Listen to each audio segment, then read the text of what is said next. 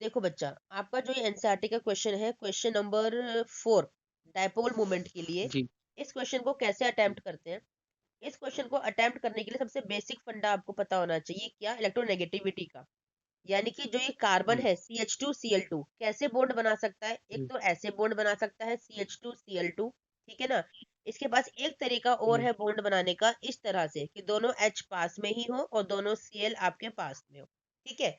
अगर आपने इस तरह यस से मैम, स्ट्रक्चर बनाया तो ये तो कहलाता है आपका ट्रांस स्ट्रक्चर, रिस्ट ट्रांस। ट्रांस ये अगर बनाया तो इसे कहते हैं सिस।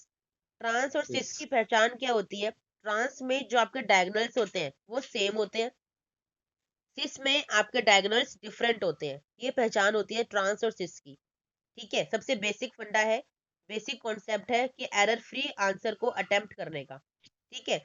अब अगर आपने ट्रांस बनाया तो ट्रांस में देखो क्या होगा बच्चा, कि क्लोरीन की इलेक्ट्रोनेगेटिविटी और इस क्लोरीन की इलेक्ट्रोनेगेटिविटी सेम है। तो इन्होंने एक दूसरे की पावर को कैंसिल आउट कर दिया, तो यहाँ पर जो डायपोल मूवमेंट है, जिसे हम म्यू से डिनोट करते हैं, वो हो गया 0। हुँ, सिमिलरली हाँ, हाइड्रोजन और हाइड्रोजन की इलेक्ट्रोनेगेटिविटी पावर भी सेम है, तो यहाँ पर भी डायपोल मूवमेंट हो गया 0। यानी कि इस पूरे हुँ, रिएक्शन, इस मॉलिक्यूल का जो ओवरऑल नेट डायपोल मूवमेंट है, वो हो गया 0। इसका ट्रांस हुँ, स्ट्रक्चर का, ठीक है? अगर आप सिस बनाते हुँ, हो तो सिस बनाने में क्या होगा, क्लोरीन ज्यादा इलेक्ट्रोनेगेटिव है इस हाइड्रोजन से, जो इसके इलेक्ट्रॉन्स को अपनी तरफ खींचेगा, ठीक है? यानी कि हुँ, डायपोल मूवमेंट हुँ, हो गया नॉन जीरो। कितना है वो आपको याद नहीं हुँ, करना कभी भी, बस नॉन जीरो है ये पता होना चाहिए। सिमिलरली ये हुँ, हाइड्रोजन भी लेस इलेक्ट्रोनेगेटिव है क्लोरीन से, इसने भी इलेक्ट्रॉन्स को खींचा और यहाँ पर भी डायपोल मूवमेंट हो गया नॉन जीरो। ओवरऑल क्या नॉन हो गया, zero, dipole movement non zero, ठीक है? इतना हुँ, समझ में आया। हुँ, हमने फर्स्ट हुँ, स्ट्रक्चर का बना के देख लिया, ठीक है? सेकंड वाला हुँ, जो मॉलिक्यूल आपका दे रखा है उसका बना के देखते हैं, जो है आपका CHCl3। इसको तो हुँ, बनाने का हुँ, एक ही तरीका है, क्योंकि आप ऐसे ही बना यस सकते मैम, हो CHCl3।